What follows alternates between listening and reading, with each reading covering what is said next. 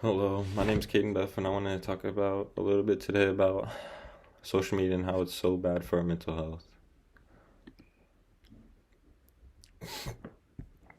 Me personally, I try to stay off social media as much as possible, but in today's age, it's so very hard as everyone logs on to it, and that's how most people stay in touch with one another.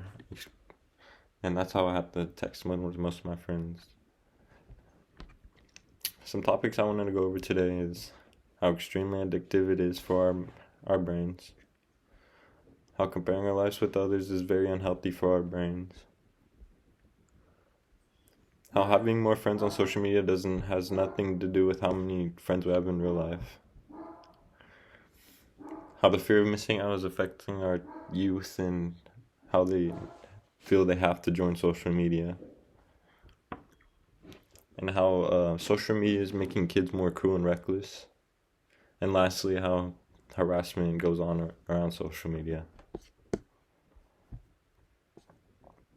First off, an article in Forbes, I saw how doctors were showing us how people actually tend to go through withdrawals if they use social media every day and they stop using it for a long period of time. These doctors said that these people will tend to have lots of rise in anxiety. And then in a survey I found on the medical news today, they said that most teenagers spend today around 9 hours a day on social media. So I would imagine most of these kids, if they were to stop using social media, would gain lots of withdrawals from using it so often every day. And then also in an article on McLeanHospital.org, they said that these platforms are designed to be addictive and associated with anxiety and depression, as this is how they get their everyday use in and everyday numbers up, these companies, to bring in addictive views. Next topic I want to talk about is how comparing our lives with others is so unhealthy for our brains. In the same article on Forbes, they were talking about how we fall into a trap of comparing ourselves to others as we scroll through these social media. And even going through myself, I can tell you that that's true. If you see someone else having a good day and you're not, you immediately think about what it would be like having that same type of day. In that same article on cleanhospital.org, they were also talking about how when reviewing others' social media activity, you often compare your likes to one another, which is kind of ridiculous, as the amount of followers or the amount of likes you have should not have as big of a deal as most people make it seem to be, as likes really mean nothing. People just tap on any post and just scroll by. In addition to all of this, in the same article on McLeanHospital.org, they were talking about how you only see people through a distorted view on social media and see nothing close to what their everyday life is. So comparing yourselves to them is just absolutely ridiculous, and we really shouldn't. Even though I know it's hard not to.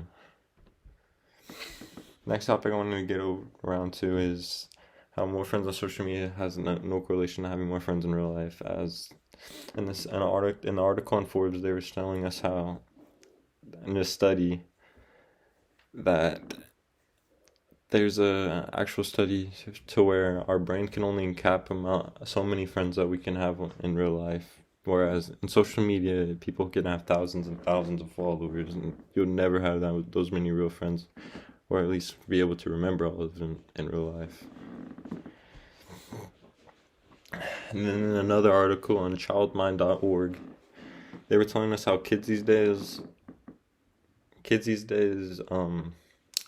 text their friends a lot more than they actually are having interactions in real life, and that this can have lots of negative effects on their actual in real life friendships and growing up.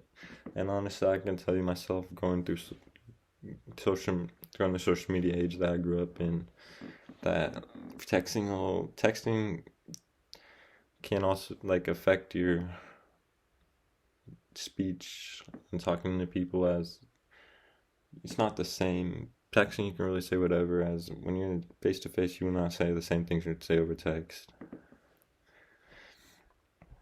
The next thing I wanted to get around to is the fear of missing out, or FOMO.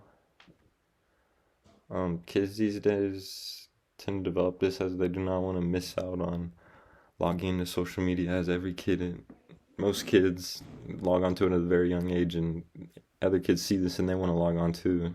They don't want to miss out on all the new trends and the new jokes going around through social media.